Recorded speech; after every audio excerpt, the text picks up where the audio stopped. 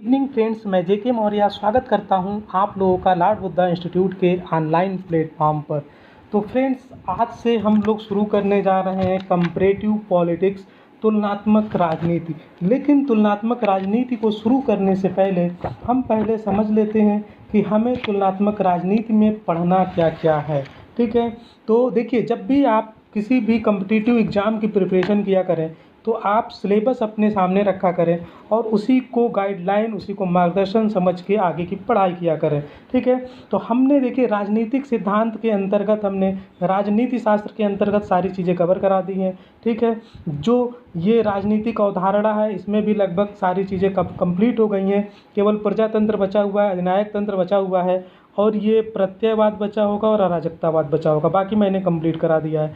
जो राजनीतिक दर्शन की अगर बात करें तो ये हमने पूरा जो है आपका कंप्लीट करा दिया है और इसमें जो भारतीय विचारक हैं इनमें से कुछ रह गए हैं, इनको हम लोग देखते रहेंगे। तो रोज़ ये 8 बजे सुबह मेरी क्लास आती है। ठीक है, तो इस तरह से आपका एक पोर्शन तो बहुत अच्छे से कंप्लीट हो गया है। पब्लिक एडमिनिस्ट्रेशन की क्लास मैं ले ही रहा हूँ, 2 क्लासेस हो चुकी हैं और तुलनात्मक राजनीति भी आज से मैं शुरू कर रहा हूँ। ठीक है, तो तुलनात्मक राजनीति में हमें क्या पढ़ना है। देखिए, एक्चुअली तुलनात्मक राजनीति है क्या चीज़। ठीक है, और तुलनात्मक राजनीति का जो पारंपरिक जो अर्थ था वो क्या था कि तुलना करना, 2 या 2 से अधिक राज्यों, इस समय तो राष्ट्र कह सकते हैं, देश कह सकते हैं, उनके बीच जो संवैधानिक संस्थाएं हैं, ठीक है, जो संस्थाएं हैं उनका आपस में तुलना करना। और तुलना किस चीज़ का करेंगे, समानता का, असमानता का, और उससे निष्कर्ष निकाला जाता है। ठीक है, यानी कि 2 या 2 से अधिक संविधान, सरकार, कानून की तुलना करना और उससे निष्कर्ष निकालना ही क्या कहलाता था, ये पारंपरिक अर्थ में तुलनात्मक राजनीति के अंतर्गत ये आता था। लेकिन अगर हम वर्तमान की बात करें तो तुलनात्मक राजनीति का जो अर्थ है वो व्यापक हो गया है। अब इस समय हम क्या करते हैं, संस्थाओं के साथ साथ मानवीय व्यवहार, उन प्रतिक्रियाओं का भी अध्ययन और विश्लेषण करते हैं जो राजनीतिक संस्थाओं को प्रभावित करते हैं। ठीक है, तो आपको पता है कि तुलनात्मक राजनीति का पिता किसे कहते हैं, तो अरस्तु को कहते हैं। अरस्तु ने 158 नगर राज्यों के संविधानों का अध्ययन किया था। ठीक है, और निष्कर्ष निकाला था कि कानून का शासन होना चाहिए, मध्यम वर्ग का शासन होना चाहिए। ठीक है, तो हम जो है, जो हमारे सिलेबस में है तुलनात्मक राजनीति में, उसमें हमको क्या क्या पढ़ना है, तो पढ़ना है संघवाद। अब देखिए, संघवाद, ये जो भी टॉपिक दिए गए हैं, जैसे व्यवस्थापिका है, न्यायपालिका है, नौकरशाही है, निर्वाचन पद्धति है, राजनीतिक दल है, इन सब का हमको क्या करना है, तुलना करना है। किस संदर्भ में करना है, तो भारत, ब्रिटेन, संयुक्त राज्य अमेरिका, फ्रांस और चीन। ठीक है, इन देशों के संदर्भ में हमें क्या करना है, इनका तुलना करना है। तो देखिए दोस्तों, हम सबसे पहले शुरू करेंगे व्यवस्थापिका से। ठीक है, तो हम लोग व्यवस्थापिका, कार्यपालिका और न्यायपालिका, इसको पहले हम लोग पढ़ेंगे। उसके बाद हम लोग जो है संघवाद को पढ़ेंगे और इन सब चीज़ों को पढ़ेंगे। ठीक है, तो चलिए आज मैं शुरू करने वाला हूँ व्यवस्थापिका। ठीक है, तो चलिए, व्यवस्थापिका क्या चीज़ है। व्यवस्थापिका को हम क्या कहते हैं, लेजिस्लेचर कहते हैं। ठीक है, इसके और भी क्या पर्यायवाची शब्द इसके और क्या हैं, इसे विधानमंडल कहा जाता है क्योंकि यहाँ विधान बनते हैं, यानी कि कानून बनते हैं। विधायिका कहते हैं, नियम निर्माण विभाग कहते हैं और इसे प्रथम अंग कहते हैं क्योंकि सरकार के 3 अंग अगर हैं, एक है आपकी व्यवस्थापिका, दूसरी है कार्यपालिका और तीसरी है न्यायपालिका। ठीक है, तो व्यवस्थापिका का काम क्या होता है, कानून को बनाना।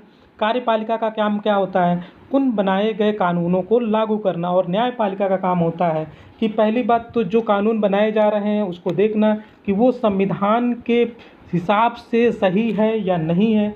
दूसरी चीज़, उन कानूनों का, ये जो कानून बना दिए गए हैं उसका जो पालन है वो लोगों के द्वारा ठीक से किया जा रहा है या नहीं किया जा रहा है।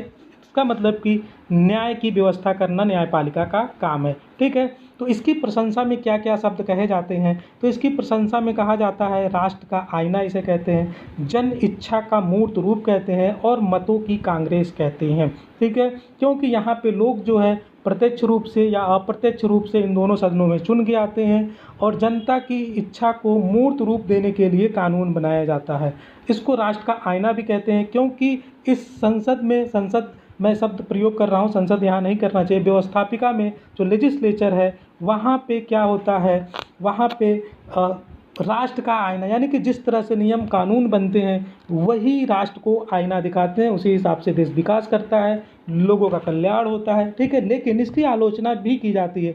तो आलोचना किस रूप में की जाती है? तो इसे बातों की दुकानें कहा जाता है। वर्ग शोषण व उत्पीड़न की संस्थाएं भी कही जाती है। जैसा कि आपको मालूम है कि जो मार्क्सवादी हैं वो राज्य को एक यंत्र मानते हैं, ठीक है, उत्पीड़न करने का, ठीक है। ये पूंजीपतियों का एक वर्ग मानते हैं, ठीक है, सॉरी, पूंजीपतियों का एक जो है यंत्र मानते हैं शोषण करने के लिए। किसका? सर्वहारा वर्ग का। बातों की दुकानें की यहाँ बातें बहुत होती हैं, काम कम होता है, इस तरह से की जाती है। इसका नाम अगर हम देखें तो यूके में क्या कहते हैं? पार्लियामेंट कहते हैं, ठीक है, यूके, ब्रिटेन। यूएसए में इसे कांग्रेस कहा जाता है। इंडिया में संसद कहते हैं, संसद के 2 सदन हैं, ठीक है, इसको हम लोग आगे अभी डिटेल में पढ़ने वाले हैं। जापान में डायट कहते हैं, इजराइल में इसे नेसेट कहते हैं, रूस में ड्यूमा कहते हैं। तो अब देखिए इसमें से क्वेश्चन आपसे कैसे पूछा जा सकता है। अब इसमें से क्वेश्चन पूछा जा सकता है कि इजराइल में संसद को क्या कहते हैं। इनमें से 4 ऑप्शन दे देगा और आपको वहाँ पे टिक करना होगा। अब आप कन्फ्यूज हो जाएंगे कि भाई इजराइल में क्या कहते हैं, ठीक है, या फिर जापान में क्या कहते हैं, तो ये आपको पता होना चाहिए। तो स्विट्जरलैंड में क्या है? फेडरल असेंबली है, ठीक है, संघीय व्यवस्थापिका है। तो चलिए, संसदों की जननी किसे कहते हैं? तो ये है आपका ब्रिटेन, ठीक है। ब्रिटेन की संसद विकास का जन्म का कारण क्या है? लोकतंत्र है, ठीक है। तो सबसे पहले संसद का निर्माण कहाँ हुआ?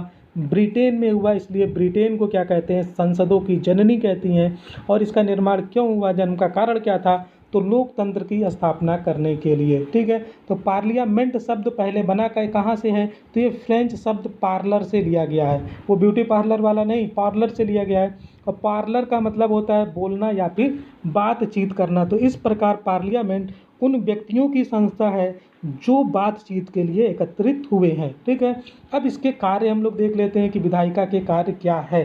तो आपको ऑलरेडी पता है, लेकिन हम लोग देखते हैं इसका कार्य क्या है? जन इच्छा के अनुरूप विधि कानून का निर्माण करना, ठीक है। तो जन इच्छा के अनुरूप, क्योंकि जो इसमें जो प्रतिनिधि चुन के आते हैं वो किससे चुने? वो जनता के द्वारा प्रत्यक्ष रूप से या अप्रत्यक्ष रूप से चुन के आते हैं। दोनों सदनों की अलग अलग व्यवस्था है और इनका काम क्या है? विधि कानून का निर्माण करना, कार्यपालिका पर नियंत्रण रखना, ठीक है, जो कार्यपालिका है उस पर नियंत्रण रखना, राष्ट्रीय वित्त पर नियंत्रण रखना, निर्वाचन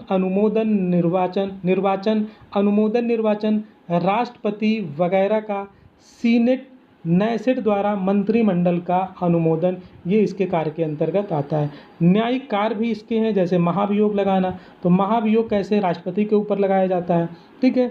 संविधान में संशोधन करना भी इनका काम है, ठीक है। तो सबसे अगर हम शक्तिशाली संसद की बात करें तो यूके की जो संसद है, इंग्लैंड की जो संसद है, वो सबसे शक्तिशाली संसद है। इसके बारे में एक कमेंट कहा गया है डी लामे के द्वारा। इन्होंने कहा है कि ब्रिटेन की संसद स्त्री को पुरुष व पुरुष को स्त्री बनाने को छोड़कर सब कुछ कर सकती है, यानी कि स्त्री को पुरुष नहीं बना सकती, पुरुष को स्त्री नहीं बना सकती, इसके अलावा वो सारा काम कर सकती है, ठीक है। चलिए, हालांकि आजकल इतना डेवलपमेंट हो चुका है कि सर्जरी के माध्यम से स्त्री को पुरुष भी बनाया जा सकता है और पुरुष को स्त्री भी बनाया जा सकता है। तो व्यवस्थापिका के प्रकार हम देखते हैं कि व्यवस्थापिका के किस प्रकार क्या हैं। तो पहली चीज़ तो सदनों की संख्या के आधार पर, और दूसरा है जन भागीदारी के आधार पर, ठीक है। तो सदनों की अगर संख्या बात करें तो एक होता है एक सदनी और एक होता है द्विसदनी, ठीक है। द्विसदनीय का मतलब बाई कैमरल सिस्टम। तो एक सदनी संसद कहाँ पे है, ठीक है। तो इसके समर्थक ये चीन में है। पहली बात, एक सदनीय संसद कहाँ पे है? चीन में है। इसके समर्थक कौन है? बेंथम और लास्की हैं। तो इनके नाम भी याद रखिएगा, बिल्कुल कीवर्ड है, बिल्कुल एग्जाम के हिसाब से ऐसा आप लोगों के लिए लाया गया है, ठीक है, नोट्स, ताकि आप इसको बहुत आसानी से, बहुत सरल तरीके से अपने दिमाग में बैठा सकें, आपका कॉन्सेप्ट क्लियर हो सके और एग्जाम में आप क्वेश्चन को सॉल्व कर सकें, ठीक है। तो द्विसदनीय का मतलब होता है बाई कैमरल सिस्टम, ठीक है। तो द्विसदन का मतलब वहाँ पे 2 सदन होता है, एक होता है लोअर हाउस, एक होता है अपर हाउस, एक होता है निम्न सदन और एक होता है उच्च सदन। अब किन देशों में किस सदन को क्या कहते हैं उसको हम लोग देख लेते हैं। तो पहली बात तो ये समझिए कि ये द्विसदनीय व्यवस्था कहाँ कहाँ है। तो यूके में है, यूएसए में है, इंडिया में है और कनाडा में है। तो जब भी हम यूके का नाम लें तो आप समझ जाइए हम ब्रिटेन की बात कर रहे हैं, ठीक है। तो ये 4 देश हैं जहाँ पे द्विसदनीय व्यवस्था है, यूके में, यूएसए में, इंडिया में और कनाडा में, ठीक है। सॉरी, और भी हैं फ्रांस, ऑस्ट्रेलिया, जापान, स्विट्ज़रलैंड व अधिकांश देशों में, ठीक है। और अधिकांश मतलब मोस्टली देशों में अगर हम बात करें तो द्विसदनीय व्यवस्था ही है। और इसके समर्थक कौन है? जेएस मिल हैं और ये सर हेनरी मैन है, सॉरी ये हेनरी मैन है, ये यहाँ पे मिस्टेक हो गया है, कौन है? Henry man. तो ये लोग क्या है? इसके समर्थक हैं, ठीक है। तो चलिए अब इसको हम डिटेल में देखते हैं कि किस देश में क्या कहा जाता है, ठीक है। तो इसको हम पहली बात अवर कहते हैं, प्रथम कहते हैं, निम्न कहते हैं, लोकप्रिय सदन कहते हैं या अस्थायी सदन कहते हैं। अपर सदन कहते हैं, प्रथम सदन कहते हैं, निम्न सदन कहते हैं या लोकप्रिय सदन कहते हैं।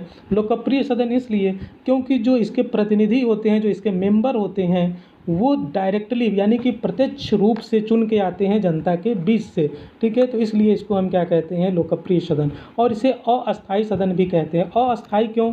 क्योंकि ये जो है अलग अलग देशों में जैसे कार्यकाल के हिसाब से, तो अगर हम भारत की बात करें तो हर 5 साल के बाद ये जो सदन है ये डिजॉल्व हो जाता है और फिर से नए जो इसके सदस्य हैं ये चुनाव में पार्टिसिपेट करते हैं। इसके सदस्य जो भी होते हैं और जो जीतता है, चाहे वो पुराने हों या नए हों, अगर वो जीतते हैं तब फिर से इस सदन के सदस्य बनते हैं और अगर हार जाते हैं तो इससे बाहर हो जाते हैं। यानी कि हर 5 साल के बाद ये सदन भंग हो जाती है और फिर से नए लोग चुन के आते हैं, इसलिए इसको अस्थायी सदन कहते हैं। यूके में इसे क्या कहते हैं? हाउस ऑफ कॉमन्स कहते हैं। हाउस ऑफ कॉमन्स मतलब कॉमन्स का सदन है। जो अपर हाउस होता है उसको हम क्या कहते हैं? उसको हम सीनियर लोगों का सदन कहते हैं। तो ये क्या है? हाउस ऑफ कॉमन्स कहते हैं यूके में। यूएसए में क्या कहते हैं? हाउस ऑफ रिप्रेजेंटेटिव, ठीक है। भारत में इसे लोकसभा कहते हैं।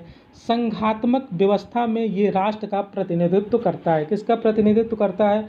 पूरे राष्ट्र का प्रतिनिधित्व करता है, ठीक है। तो जो दूसरा है अपर हाउस, उसको द्वितीय सदन भी कहते हैं, उच्च सदन भी कहते हैं, अस्थायी सदन भी कहते हैं।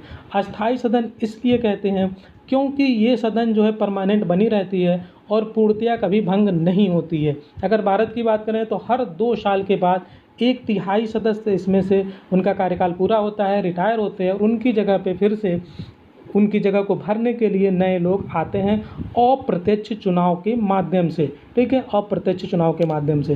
तो यूके में इसे राज्यसभा कहते हैं, यूएसए में इसे सीनेट कहते हैं, इंडिया में इसे राज्यसभा कहते हैं। और ये क्या करता है? इकाइयों का प्रतिनिधित्व करता है, यूनिट का। जैसे अगर हम भारत की बात करें तो भारत में क्या है? भारत राज्यों का संघ है, तो ये राज्यों का प्रतिनिधित्व करता है। और ये क्या है? जो संघात्मक व्यवस्था में ये पूरे राष्ट्र का प्रतिनिधित्व करता है निम्न हाउस यानी कि लोअर हाउस। और अपर हाउस क्या करता है? ये जो है राज्यों का प्रतिनिधित्व करता है, यानी कि राज्यों के जो विधायक होते हैं, जो सांसद होते हैं, सांसद कह रहे हैं, जो विधानसभा के मेंबर होते हैं उनके द्वारा ये चुन के आते हैं। और इसके लिए क्या है कि राज्यों में सीटें निर्धारित होती हैं, ठीक है, राज्यों में सीटें निर्धारित होती हैं और अलग अलग राज्यों से चुन के आते हैं। तो इसलिए इसे हम क्या कहते हैं? द्वितीय। तो इंडिया में क्या है? इंडिया में क्या व्यवस्था है कि जो राज्यसभा है, हर जो इकाई राज्य है उनमें जो है अलग अलग राज्यों की जनसंख्या के आधार पर इनकी संख्या निर्धारित की गई है। लेकिन अगर आप अमेरिका की बात करें तो अमेरिका में सभी राज्यों से बराबर, ठीक है, सभी राज्यों से बराबर और 2-2 सदस्य आते हैं, चाहे वो छोटा राज्य हो या बड़ा राज्य हो। लेकिन भारत में क्या है? जनसंख्या के आधार पर उनकी संख्या कम या ज़्यादा है, ठीक है। तो कमेंट बॉक्स में आप लोग बताएं कि उत्तर प्रदेश में राज्यसभा के लिए कितने सदस्यों की संख्या उत्तर प्रदेश से कितने हैं, ठीक है। सबसे ज़्यादा किस राज्य से हैं और सबसे कम किस राज्य से हैं, आप लोग कमेंट बॉक्स में बताइएगा। तो द्वितीय सदन क्या है? प्रथम सदन की मनमानी व जल्दबाजी पर रोक लगाती है। जो द्वितीय सदन है, जो अपर हाउस है, उसका काम क्या है कि प्रथम सदन मनमानी न कर पाए, यानी कि जो प्रथम सदन है वो तो हमेशा बहुमत में ही रहेगा, तभी वो सरकार में रह पाएगी। तो वो मनमानी में, जल्दबाजी में कोई कानून न बनाए जो हमारे राष्ट्रीय हित के लिए या लोगों के कल्याण के लिए ठीक न हो, ठीक है। दूसरा कार्य क्या है इसका? संघात्मक व्यवस्था में इकाइयों के हितों की रक्षा करना, यानी कि राज्यों के हितों की रक्षा करना, ठीक है। कहीं ऐसा ना हो कि जैसे जिसकी केंद्र में सरकार है, पता चले राज्य में सरकार नहीं है तो उसके हितों की अनदेखी भी की जा सकती है, ठीक है। तो इसलिए ये क्या करती है, इकाइयों के हितों की रक्षा करती है, जनमत निर्माण में सहायक होती है, अनुभवी व कार्यकुशल प्रथम सदन प्रतिनिधियों का, जबकि द्वितीय सदन राजनीतिज्ञ, कलाकारों व समाज सेवियों का होता है। जो प्रथम सदन होता है वो किसका होता है, अनुभवी व कार्यकुशल जो है लोगों का होता है, जनप्रतिनिधियों का होता है, जो जनता के द्वारा प्रत्यक्ष रूप से चुन के आते हैं। और जो द्वितीय सदन उच्च सदन होता है वो किसका होता है, राजनीतिज्ञों का, कलाकारों का व समाज सेवियों का होता है। ठीक है, चलिए, तो इसकी आलोचना किस रूप में की जाती है, आलोचना की जाती है अड़ंगेबाजी व समय बर्बादी के रूप में, विलंबकारी सदन इसको कह के इसकी आलोचना की जाती है। क्योंकि रूल क्या है कि जब ये दो सदन अगर हैं, ठीक है, ये प्रेसिडेंट हैं, तो इसको लोअर हाउस मानिए, इसको अगर अपर हाउस मानिए, तो जब अगर लोअर हाउस से कोई विधेयक पास होकर के अपर हाउस में पहुंचता है और जब उसके द्वारा भी पास कर दिया जाता है तब वो प्रेसिडेंट के पास जाता है, और जब प्रेसिडेंट का सिग्नेचर हो जाता है विद स्टैम्प, तब वो कानून बन जाता है।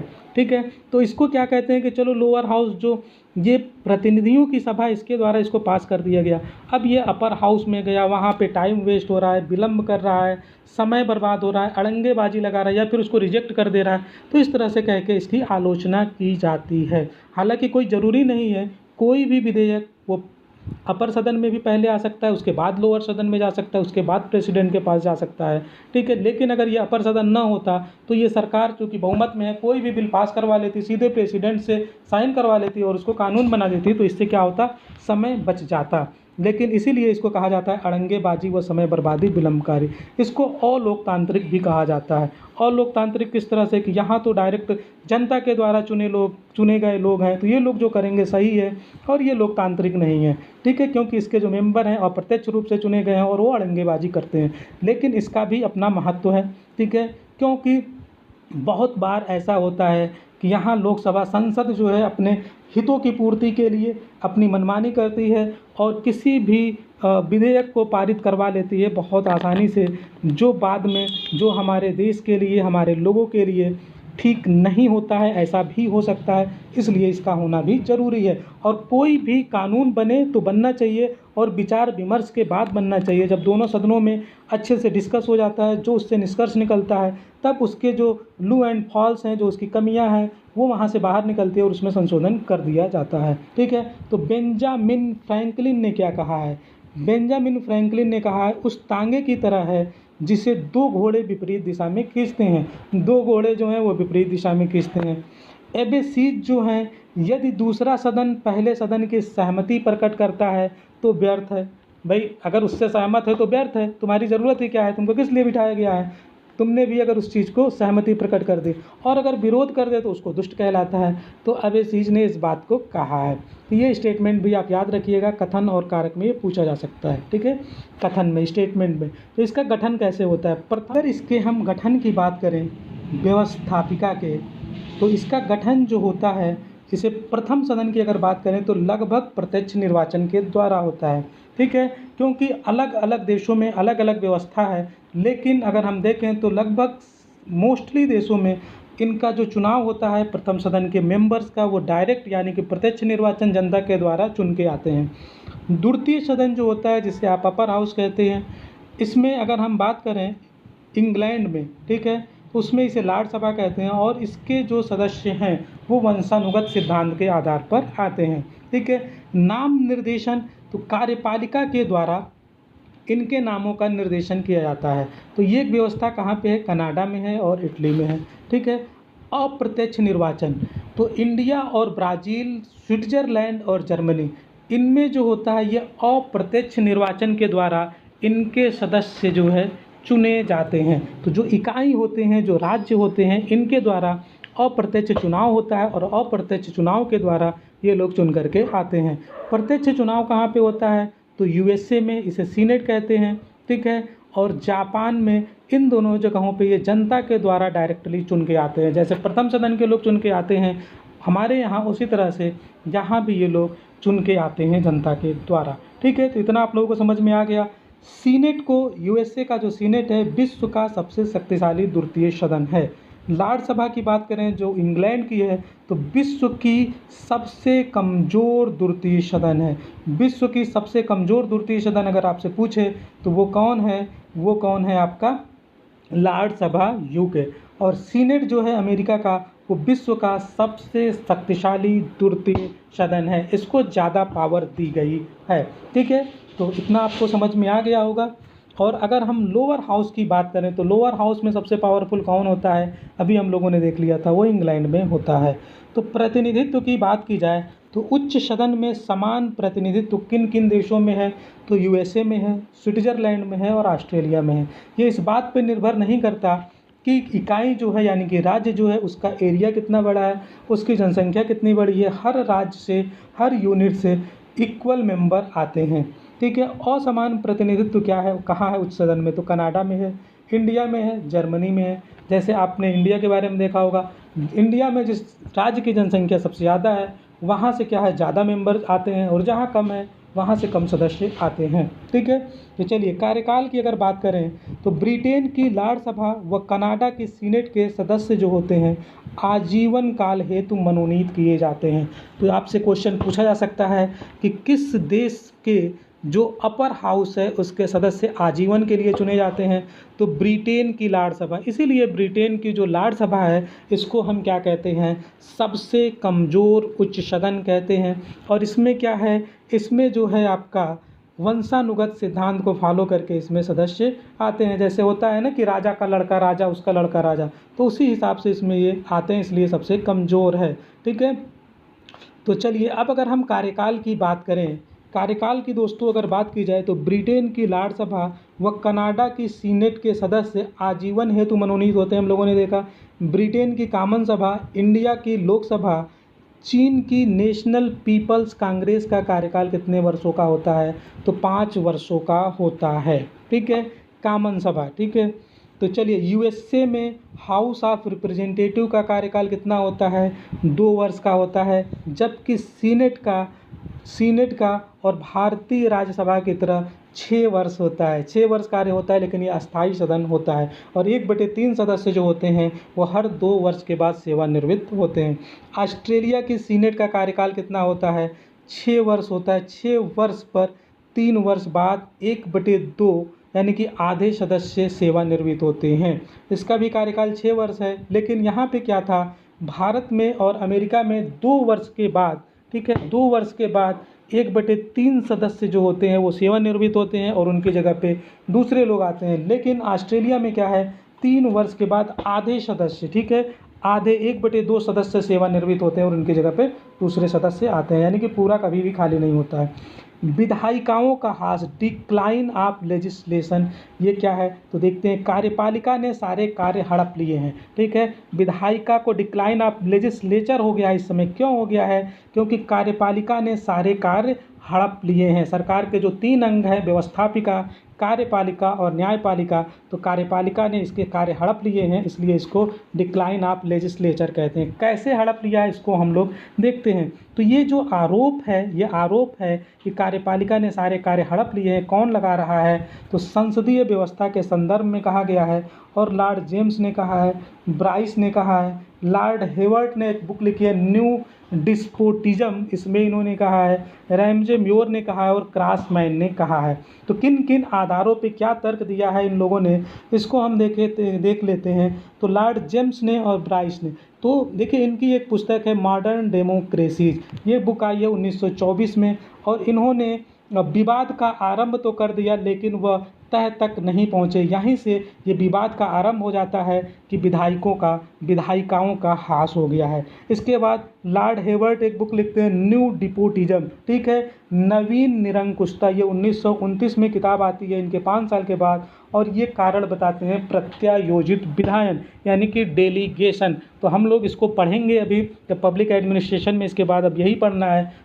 तो ये क्या कहते हैं कि प्रत्यायोजित विधायन के द्वारा, यानी कि जो कार्यपालिका है वो सारे कार्य खुद तो करती नहीं, जो कैबिनेट मिनिस्टर्स हैं या मिनिस्टर्स हैं, तो वो क्या करती है, जो प्रशासनिक सेवा के अधिकारी हैं, ठीक है, उनको क्या करती है, ये डेलीगेट कर देती है। यानी कि सारे रूल कानून हैं, ठीक है, वो जैसे एक जो बैकग्राउंड है कानून का, एक जो बेसिक स्ट्रक्चर है, वो तो विधायिका के द्वारा बना दिया जाता है, लेकिन उसको लागू कैसे किया जाना है, डे बाय डे उस पर उसका क्या शेड्यूल होगा, कैसे क्या चीज़ें उसमें की जानी है, तो ये जो है डेलीगेट कर दिया जाता है प्रशासनिक अधिकारियों को, और वो इस कानून को बनाते हैं। इसका भी उतना ही महत्व होता है जितना कि लेजिस्लेटिव काउंसिल से जो कानून बन के आता है। तो इसलिए कहा जाता है कि जो है प्रत्यायोजित विधायन को अपनाया गया है, इसलिए जो है विधायिका का ह्रास हो गया है। ठीक है, रैमजे म्योर ने बुक लिखा है how Britain is govern, how Britain is govern, और इसमें इन्होंने कहा है कि नौकरशाही स्वामी बनने की कोशिश में है। जो नौकरशाही है, ठीक है, ब्यूरोक्रेसी जो है वो क्या है, स्वामी बनने की कोशिश में है, इसलिए विधायिका का ह्रास हो गया है। नौकरशाही का लोकतंत्र, ये किताब लिखी है क्रॉसमैन ने, ब्यूरोक्रेटिक डेमोक्रेसी। ठीक है, और इसमें इन्होंने कहा है कि प्रतिनिधि लोकतंत्र जो है वो कमज़ोर हो गया है। ठीक है, अच्छा, रैमजे म्योर के बारे में थोड़ा सा और डिटेल में यहाँ देख लेते हैं। इन्होंने जो लिखा है नौकरशाही स्वामी बनने की कोशिश में है, तो इन्होंने कहा कि नौकरशाही फ्रैंकलिन के दैत्य की तरह है जो अपने स्वामी को ही खा जाना चाहती है। ये किसने कहा है, रैमजे म्योर ने, और इस तरह से इन्होंने इसकी आलोचना की है।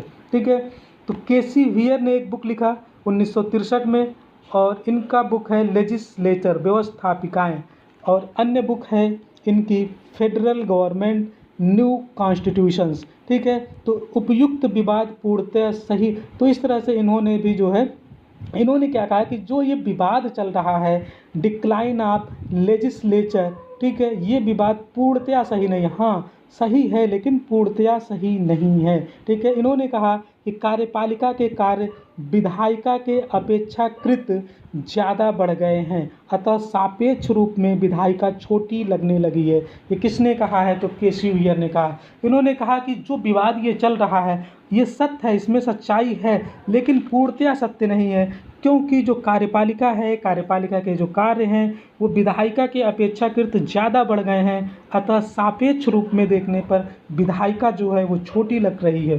ठीक है, तो विधायिका के ह्रास के कारण क्या है, इसको हम लोग देखते हैं। तो पहला जो कारण है ये है प्रत्यायोजित विधायन, यानी डेलीगेटेड लेजिस्लेशन, अधीनस्थ विधायन। ठीक है, तो विधायन या अधिनियम कानून बनाना किसका काम है, विधायिकाओं का कार्य है, पर कानूनों की जटिलता सामान्य विधायक, ठीक है, यानी कि वो सामान्य विधायक होते हैं, तथा समयाभाव के कारण विधायिका केवल कानूनों का मूल ढांचा ही तैयार करती है, उसे व्यवहारिक स्तर पर लागू करने के लिए उसमें विस्तृत नियम, उपनियम यानी कि रूल्स एंड रेगुलेशंस, धाराएं आदि जो है ये कार्यपालिका करती है। तो प्रशासनिक शाखा जोड़ती है, इसमें कौन जोड़ता है, तो प्रशासनिक शाखा जोड़ती है, और ये जो रूल रेगुलेशन है मूल कानून की तरह ही मान्य होते हैं। तो इस प्रकार जो विधायिका है अपनी कानून निर्माण वाली शक्ति कार्यपालिका को प्रायोजित कर देती है, तो इसलिए क्या है, इसका ह्रास हो रहा है।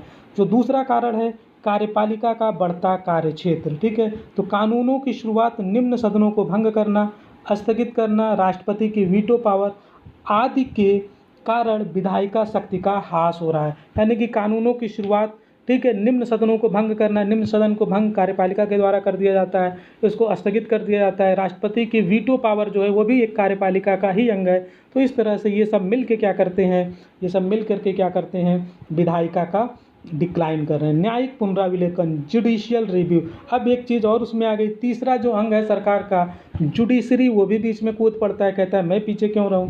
तो यूएसए में कानून संविधान वही है जो न्यायपालिका का है। ये किसने कहा है, न्यायमूर्ति ह्यूज। क्योंकि जो जुडिशियल रिव्यू है, न्यायिक पुनराविलोकन का सिद्धांत है, इंडिया में जो आया है वो कहाँ से आया है, तो अमेरिका से ही आया है। तो अमेरिका में इसकी जो आलोचना की गई है न्यायमूर्ति ह्यूज के द्वारा, और इन्होंने कहा कि यूएसए में जो कानून है, संविधान है, वही है जो न्यायपालिका का है। ठीक है, यानी कि न्यायपालिका उसको रिव्यू कर सकती है, अगर उसको संविधान के हिसाब से नहीं लगता है तो उसको अवैध घोषित कर सकती है। तो फ्रैंकलिन डी रूजवेल्ट ने खींच कर कहा, ये गुस्सा गए, और गुस्सा के इन्होंने कहा कि यूएसए संविधान घोड़े बग्घी वाले जमाने का अवशेष है। यूएसए का जो संविधान है वो क्या है, घोड़े बग्घी, यानी आज हम कितना आगे पहुंच चुके हैं, हम रॉकेट की दुनिया में हैं, और ये क्या है, घोड़े बग्घी वाले ज़माने का अवशेष है। इंदिरा गांधी के समय के कुछ विवाद हैं, जैसे कि बैंक का राष्ट्रीयकरण, प्रिवी पर्स को ख़त्म करना, तो ये सब भी जो है क्या करता है, कार्यपालिका के कार्यों को बढ़ाता है और विधायिका के कार्यों को कम करता है, सीमित करता है। तो संसद के द्वारा पारित जो 99वां संविधान संशोधन है, न्यायिक नियुक्ति आयोग को अवैध घोषित कर सुप्रीम कोर्ट ने संसद की शक्ति पर प्रश्न चिन्ह खड़ा कर दिया। भारत में भी क्या होता है, भारत में भी न्यायिक पुनरावलोकन है। तो जो 99वां संविधान संशोधन हुआ, NJAC आया, न्यायिक नियुक्ति आयोग आया कि जो न्यायाधीश हैं उनकी नियुक्ति किस आधार पर होगी, इसका कानून बनाया गया।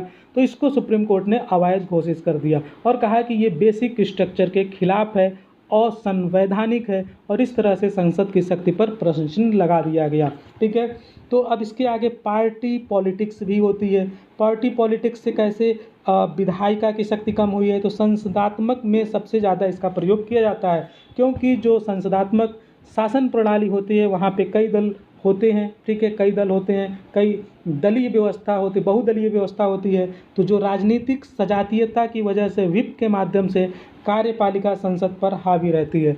जब भी सदन में जब कोई ऐसा बिल लाया जाता है तो वहाँ पे एक व्हिप जारी कर दिया जाता है, और व्हिप का उल्लंघन अगर कोई सदस्य करता है, किसी पार्टी का कोई सदस्य करता है, तो फिर उसकी सदस्यता चली जाती है। तो इसलिए उसे पार्टी का जो निर्णय है, पार्टी जिस पक्ष में कहेगी वोट करने के लिए, ठीक है, पार्टी के निर्णय के हिसाब से उसे वोट करना पड़ेगा। तो इस तरह से इसने भी क्या किया है, कार्यपालिका ने संसद पर ये हावी होती जा रही है।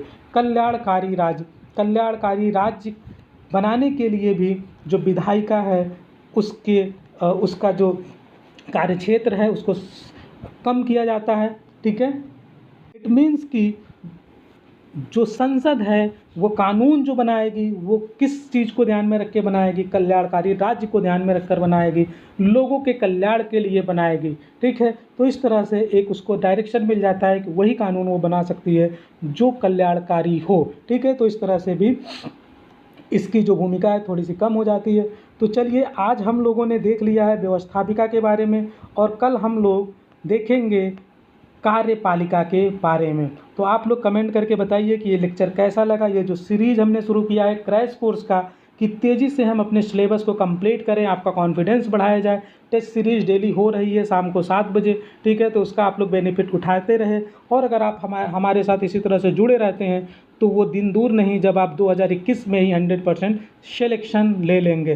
तो जो लोग हमारे पेड कोर्स से जुड़ना चाहते हैं, हमारे टेस्ट सीरीज़ को ज्वाइन करना चाहते हैं, हमारे नोट्स को लेना चाहते हैं, वो हमसे जुड़ सकते हैं। उसके लिए आप इस नंबर पे व्हाट्सएप कर सकते हैं 8423862532। ठीक है, तो आप इस नंबर पे मुझे व्हाट्सएप करें।